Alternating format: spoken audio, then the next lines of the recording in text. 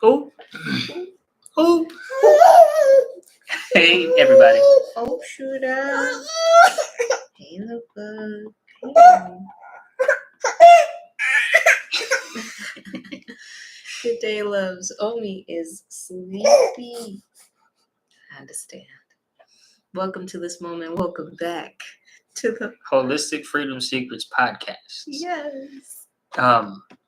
Today is Fuel Day. Yes. Of course, as you know, we follow the 5-prong healing system consisting of be, cleanse, fuel, move, and shine. Today is Wednesday, so it's Fuel Day.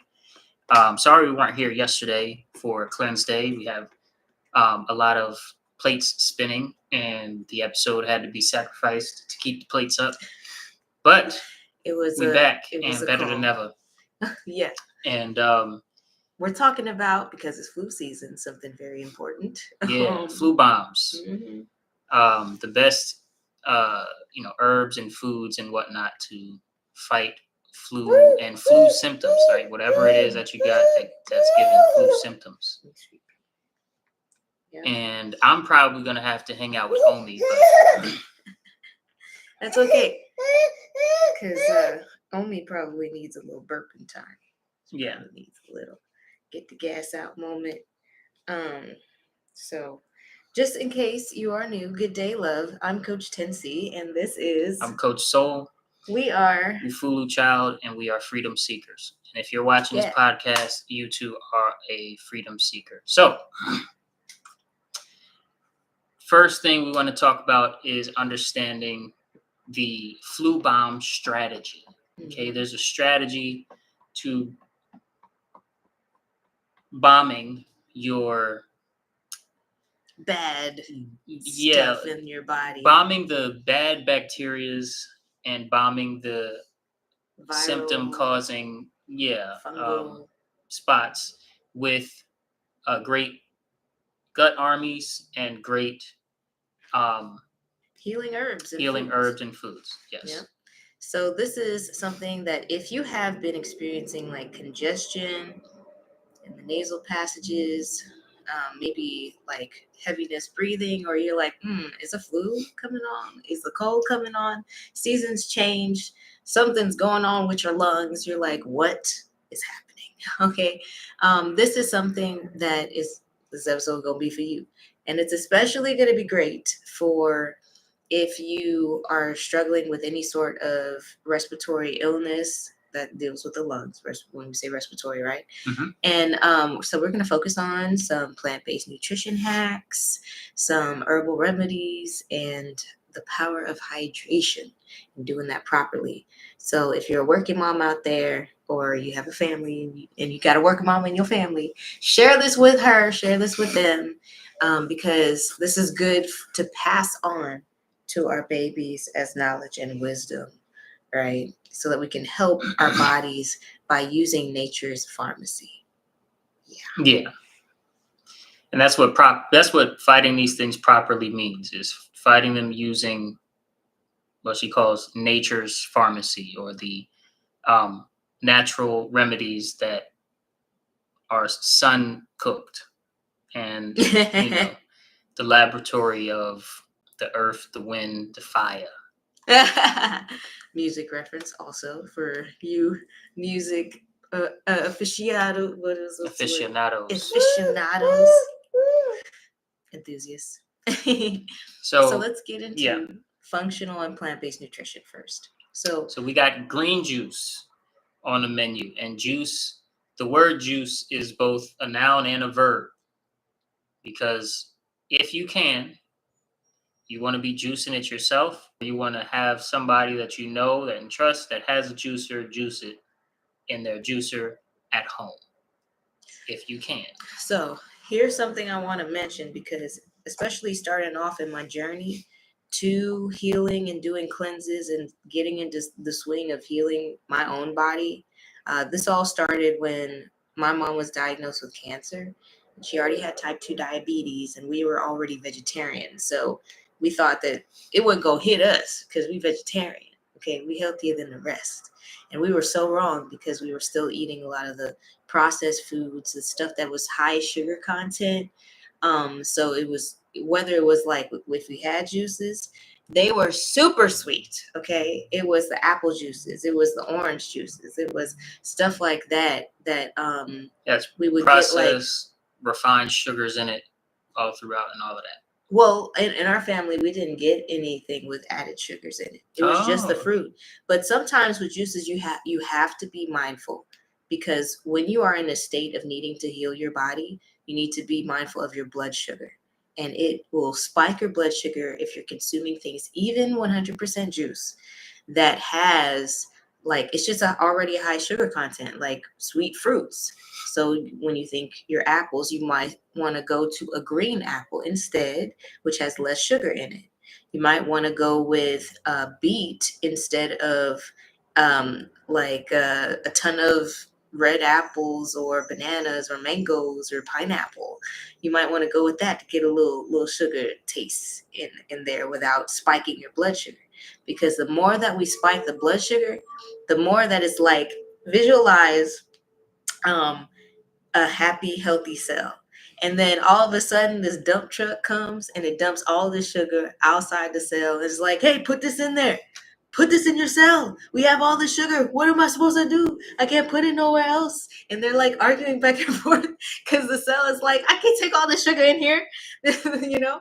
And it's like, no more sugar. We already have enough sugar in here. We can't take any more. And it puts up its block, so it starts blocking all other nutrients. It starts like, think of like a quarantine kind of home where it has that everyone's in hazmat suits and it's like no one gets in, no one gets out. yeah. So that's what happens in our cell when it's overloaded with sugar. That's a And good all analogy. the sugar just stays in the blood. Did you just make that up?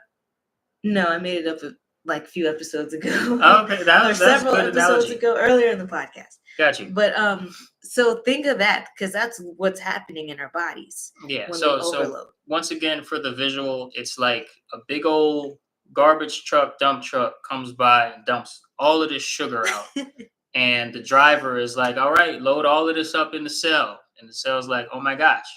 And meanwhile, on the way, there's like 3 or 4 pickup trucks with actual nutrients that are en route, but they didn't get there yet.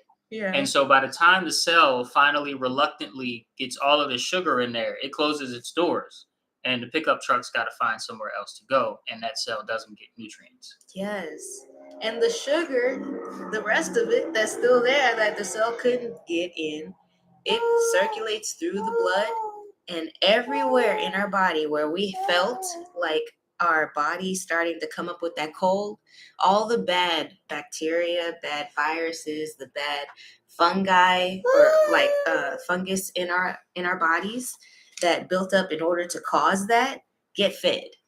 And we don't want them to get fed. So at this time, part of the flu bomb strategy is to come up with, our things to help fuel the healing. So while Papa Soul is bouncing with Omi out there, I'll go ahead and get into some of the nitty-gritty details. If you've ever heard of the phrase flu bomb, it's fairly new. I haven't heard it before, like this year, being said. Maybe last year, Max. I've heard fat bomb, but flu bomb, anyway, it's a thing. But this is something that is not going Hiroshima Nagasaki, or I probably pronounced that wrong, but it's not going like obliterate the goodness in your body. Instead, it's going to just knock down the bad and uplift the good so that you can be thriving, because it's not just about surviving. It's not just quelling the symptoms, but you want to feel enlivened in your energy again. You want to feel less pain in your body, less congestion, less tightness in your body when it comes to the constricted, inflamed swellingness that comes with inflammation. When the cell is like full quarantine mode, can't let any nutrients in no more, can't let nothing out. So the toxins are still in the cell, and it starts to go on its own journey of becoming unhealthy because of its state of inflammation. So the focus, number one priority in these times, is to bring that down, bring down the cell's guard with anti-inflammatory foods that actually heal it, that help bring down its stress levels, woo-saw that cell back into prosperity. So some things that you want to incorporate in a green juice or a green smoothie, And these are really strategies that come into play if you are already not getting in like 3 cups of leafy greens in via salads or whatever, however way you get it into your meals. Several cups of berries a day, all of your minerals and vitamins. If you're not really getting them in through high fiber, fresh foods that you just eat in your water by eating fruits and veggies, then that's where these juices come into play. Because when we are getting into the space, we got to support you, but we also have to be practical. If you already busy mama out here, if you already out here trying to like move and groove and you ain't got no time to be doing all the things already and you struggling to get the juice, okay? Juice or smoothie, green smoothie. With the smoothie, you get the fiber. Fiber is like a broom in your body, sweeping out all of the toxins, all the excess stress hormones, all of the excess that wasn't gonna work for you no way anyway. If it just accumulate all the excess sugar, all of that out, excess waste out, so that you can come back into balance. Okay, so my favorite things to put in a green juice: leafy greens, always. Okay, so that can be always organic stuff. So it could be your lettuces, not iceberg, but any other things. It can be stuff like baby kale. It can be other green veggies like celery. Parsley is a phenomenal, it's herb, but it's also a leafy green. Your Swiss chard, your things like that. Cucumber. Think green things, okay? Think green things. And if you want a little sweetness, get you some green apples. Don't get the red apples because they got a little extra sugar. And right now we're trying to keep that down to not feed the congestion, not feed the bad army that's up against the good army of good gut bugs, the probiotic fighters in us, okay? We got to build them up, and this is how we do it, okay? So also adding in things like ginger is phenomenal. Fresh ginger, if you have a juicer, add that in, or if you're doing a smoothie, add that in. It helps bring and pull inflammation and pain and all of that stuff that's built up in our joints out so that we don't have those creaky joints anymore. You can move more freely, more flow like, and you can really strengthen yourself.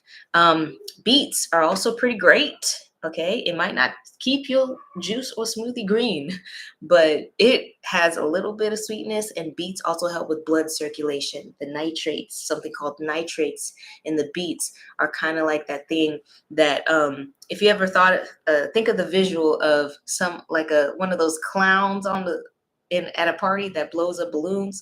It doesn't have to be a clown. If you're scared of clowns, don't worry about it. But think of one of those balloon animals. You got to blow water into it in order, not water, air. Blow air into it and it just fills the rest of the balloon up.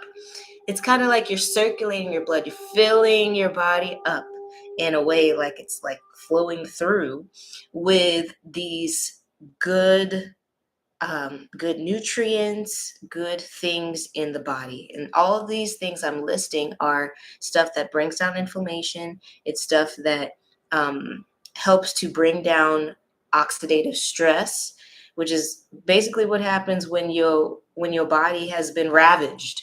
And it's like, oh my God, the cell is like, help, help. I need some assistance, y'all. Okay, so that is one main thing that'll help. Second big thing to keep in mind when it comes from a functional nutrition and plant-based nutrition approach to healing, you have to avoid the refined sugars and flours. Like, you can be doing everything else right, but if you're still doing the thing that is causing the issue, then it's going to slow down your progress. It's going to stretch it out to weeks, months, some people even years before you can actually see like real true relief. Like, that whole cloud and curtain of the illness is lifted up off you. And you can now get up and move freely, like feeling like your old self again. So we have to set aside things, at least while you're healing, like anything with added yeast, into it. So this is all of our baked breads. This is cakes, cookies, biscuits. This is also, we also want to remove any sweeteners. And this also includes natural sweeteners need to be in moderation. If it doesn't come with fiber, leave it out. So go with a date, go with a banana instead of going with things like honey, agave, even sugar. Of course, no sugar, period. Stuff like coconut sugar, even you want to really limit that because it's going to feed the what we're trying to beat down and get rid of. Okay, so keeping that in mind, and also when we're thinking of any sort of refined things, you also want to avoid things where if you have a box or a bag or a jar of something, if you flip over to the back and look at the ingredient label, if it says anything like a chemical name that you read it and you're like, what is that? I don't really know what that is. An example is citric acid. An example is, or if it's like some sort of flavor, it could say like a yada yada flavor, whether it's vanilla flavor or cinnamon flavor, peppermint flavor, whatever it is. If the word flavor is in there in the ingredient label, put that on back because it's packed with chemicals that are disrupting your hormones. And remember, the hormones are like the conductor and the music conductor, making everything sound in harmony, flow in harmony in your body. And when they are knocked down, like if someone tackled in a orchestra, you go to a concert and someone just out of the blue tackles the music director or the conductor and they're out of commission, just laying out, then how the rest of the concert gonna go if they wouldn't on point? All of a sudden the trumpets are off or the strings are no longer working in harmony. So we got to make sure we support our hormones, and this is some ways that we do it. Okay, another big thing is stop reheating oils. Don't use oils that are reheated. And so that's often found in fried foods. These are carcinogenic, which basically means they create cancer. Okay. And if you are already struggling, then you don't want to be filling yourself with any oils that have been reheated. So like say if you fried something or you go to a restaurant and anything fried, they're typically reusing that oil. They're not changing it out every time they make fries. Right. And every time that oil is reheated, it turns rancid, it turns toxic to the body. Okay. So another thing, any inflammatory oils, knock them out. If you see it listed, canola oil, vegetable oil, these are trans fats. No amount of them is healthy for the body. No amount of them is doing any good for the body. They're all toxic. All the vegan butters, no, don't do that at this time, please. It will feed the bad stuff and knock down the good. And we need to build up the good and knock down the bad instead. So instead, some things you can incorporate are citrus fruits, not your sweet oranges, but your limes, your lemons, your grapefruits. Squeeze a little lime juice into your water. First thing that you do, drink that before your meals. Not during your meals. Don't drink during your meals because it will dilute your stomach acid to the point it can't properly break down your food. And if it can't break down your food, it will try to like box up against the lining of your gut and stuff, and that's what causes leaky guts because now there are holes in your gut membranes and your digestive membranes. So we don't want that. We want to heal. So how we do it is by doing these things. If you are making foods for lunch, for dinner, or whatever, add in some garlic, add in some ginger, add in some onion, whether it's raw, especially if it's raw, or if it's cooked, like lightly cooked or whatnot. These are so potent and helpful. Or juice them. Juice the ginger. Put that in your juice. Have a little ginger shot. It is phenomenal. Okay. In my family, something that my parents do and they taught me, and I also picked up from different herbalists and healers, is sometimes you may want to make something where you're putting ginger and garlic and even turmeric together with in a jar, and you smash them, you wash them, peel them if they're, or ideally get them organic, and then wash them, smash them up, chop them up fine, put them in a jar, and you can combine this with like fresh dates is what I would probably do nowadays, and a little bit of water, and I would just set that out. But what they did back in the day, they used honey or they used coconut sugar to so that all of the healing property of the herbs gets sucked into that healing sugar. So especially for kids or for someone that's like anti everything that's not tasty, then you could use that hack and just use it for when you're healing every now and then. A little bit of honey, and this would be your unfiltered honey. Your just like a little tablespoon of this potent thing that sits out for 3 days, and you give it a little shake every day, a couple times a day, and you sit it out for 3 days at room temperature, and then you put it has a little top on it, right? And then you put it and store it in the fridge, shake it up every day, and it'll keep well.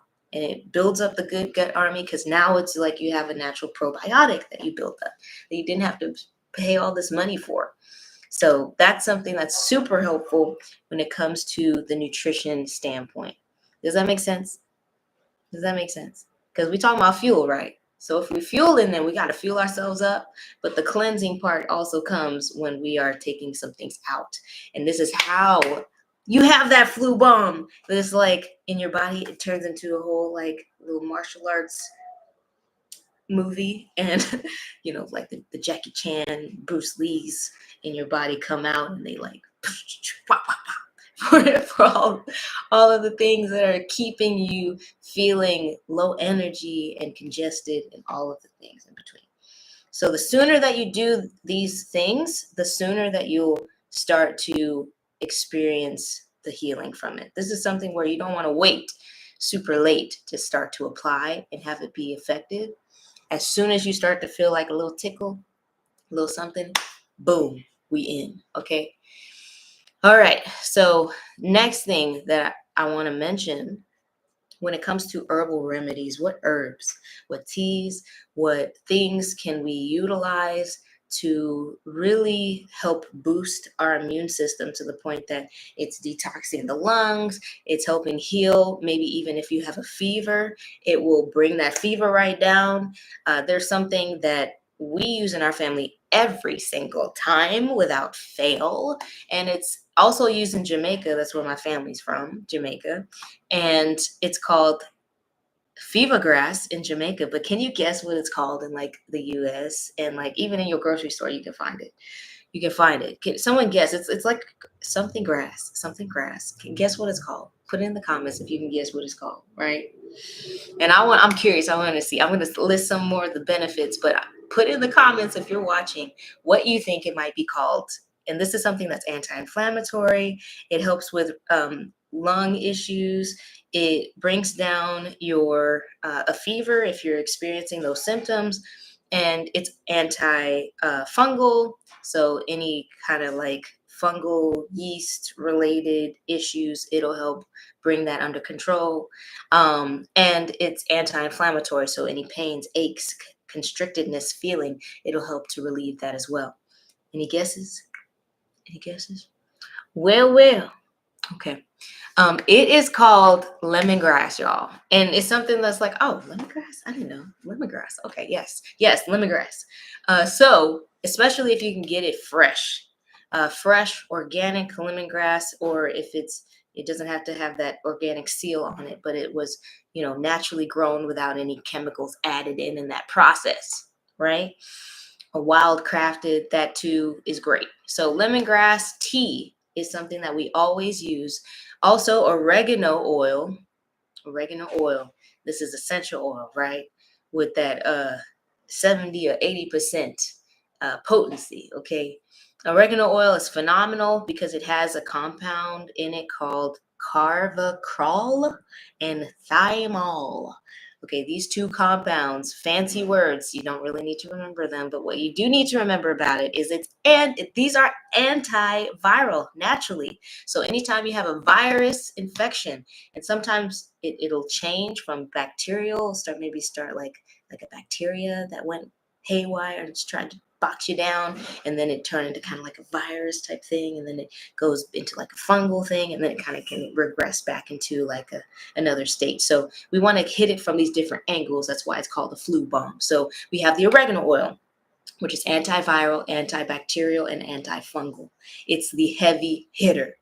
Heavy hitter, okay? You really just need one little drop of the potent essential oil in some water or under your tongue. It'll heat up. It'll heat up naturally. You'll feel like that heating sensation, but it's really bringing down the heat in your body.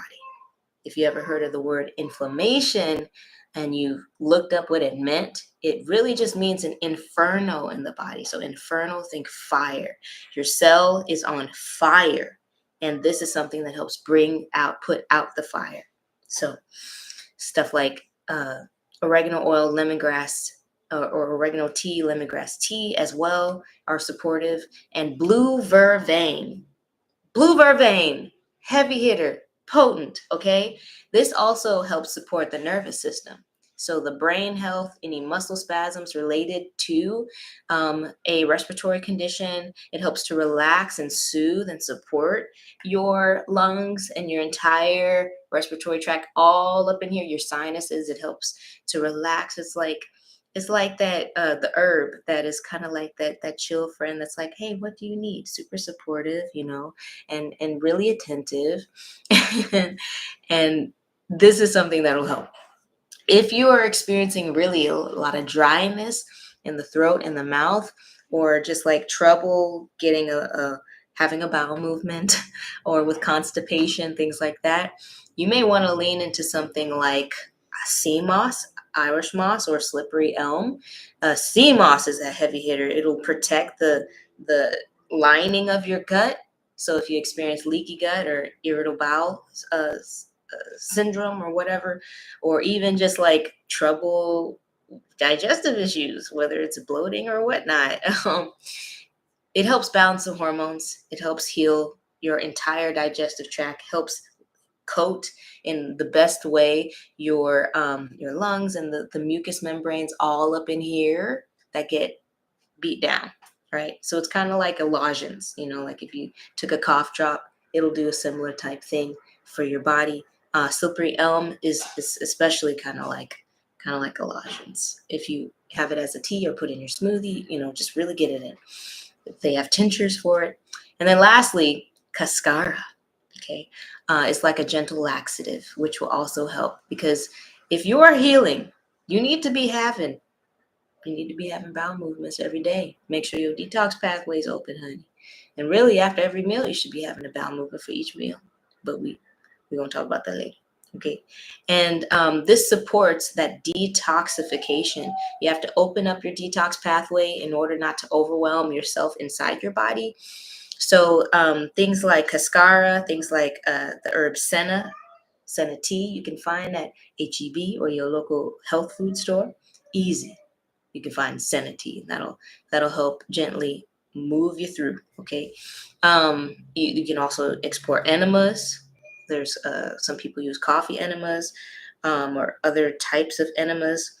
There's also hydrotherapy, hydrocolon therapy, where they flush out your entire colon and digestive tract to get all of the waste, get all of the excess, get all of that stuff that's overloading your body out, so that you can just have a clean slate and go from there.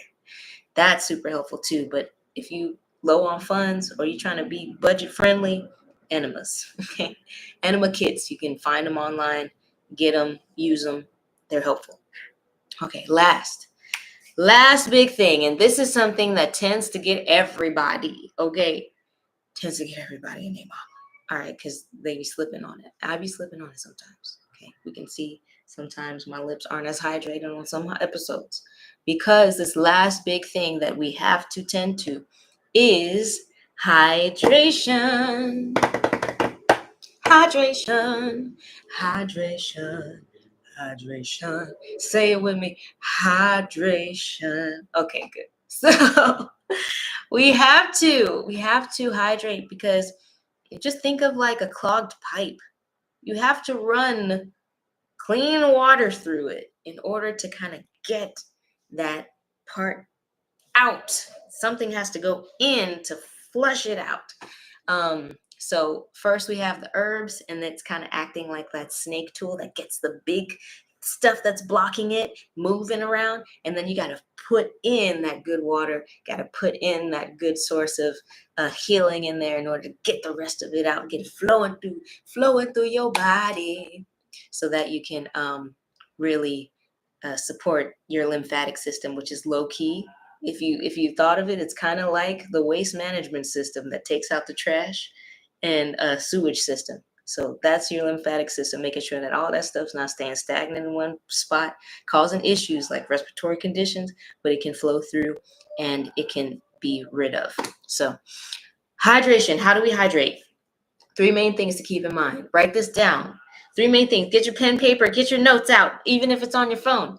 Okay, maybe if you're watching on Instagram, just write it on your hand or something. Okay, 3 main things. First thing we need is you need water. Okay, and we knew this. So at least a half of a gallon of water. Half a gallon of water, that's 64 ounces. That's not too much that it will overload your body, and it's at least meeting the bare minimum of your body's needs. Half a gallon of water, 64 ounces a day. And this is high quality water. This is not your tap water, honey. This is not your tap water, because that will already be packed with brain damaging chemicals like fluoride. It'll be rimmed with chlorine and other chemicals that will knock your body's balance out of whack. And it also has other pesticides and things like Roundup that kills living things out in your yard, probably. Okay, you don't want that in your body.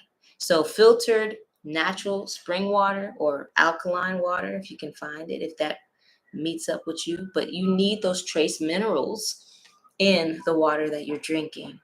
So drink your water, and you're gonna not flash flood your body.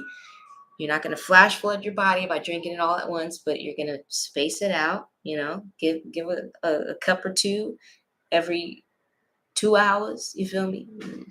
Boom shakalaka, and you can reach it. You can reach your goal. Next thing, second way that you need to make sure that you're hydrating, and especially with teas, you need to make sure that you're drinking things that are hydrating the body. Of course, the tea has some water content in it, but we need to make sure that we're also getting in things like things that are supporting the body. So when you drink teas, the herbs themselves, they have some properties in them that cause some dehydration. So you just need to make sure that you are, allowing for that other bit of water to come in, so that you can rehydrate back up. Okay, so the herbal teas will be fine, but you can't just leave it there. You have to also drink the water. Coconut water is phenomenal. Okay, coconut water with no sugar added, no other ingredients. It's just coconut water. That's it. Your body will sing its praises, especially if you can go to Sprouts and you can find that one in that glass jar. Girl, sir, ma'am, whoever's watching, you will be so delighted. Your body will be like, I never had coconut water like this. Sometimes I taste it and I don't like the taste. Or sometimes it tastes a little weird. I don't know what it is. But that's because the container, that lining, the chemicals in it leached into that coconut water. You don't want that. Okay, but that glass one from Sprouts, they are not paying me. But if they were, and if they weren't, I would still say that glass bottle, Sprouts brand coconut water is the bomb if you don't have access to coconuts, which you can find from your Asian food market local to you. Okay. Yes, fresh coconuts. Second best would be Sprouts brand in that glass bottle, yo. So good. Okay, coconut water. That acts as an electrolyte. It's giving your body the minerals it needs. It's also giving the proper hydration. It's perfect balance that our bodies actually need of the minerals of the hydration property, right? I'm saying hydration a lot, whatever. It's gonna hydrate you. You're gonna be good. It swaps out for Gatorade. If thinking of kids, what will the kids like? Give them some of that coconut water. Maybe not the other brand, but give them some of that. Okay, it's a little costly, but it's a nice treat. Nice treat. Okay, last thing, and probably one of the next most important things is make sure that you're incorporating eating foods that have a high water content. So when you think of foods that have a high water content, you bite into them, there's juice. You don't have to put them in a juicer. You don't have to squeeze the life out of them in order to get juice up out of them. Like say with a carrot would be a low water content food necessarily, or we'll say sweet potato is a good example. That would be lower water content versus cucumber, 99 or at least 90% water. Cucumbers. What? High water content food, cucumber. Think cucumber, think celery, think your berries. They're pretty high up in the 80% water range. Your blueberries, your raspberries, your blackberries. Your body loves them. These are low sugar content fruits too. So add those into your fruits. Add them to your smoothies. Add them into your meals. Your leafy greens are also high water content. Surprise. When you add in like a little handful into your smoothie, or you add in a little bit into your salad, or you add in a little bit into that power bowl that you got the sauce that you drizzled on and you like the sauce in, anyway, add that in. These are great examples.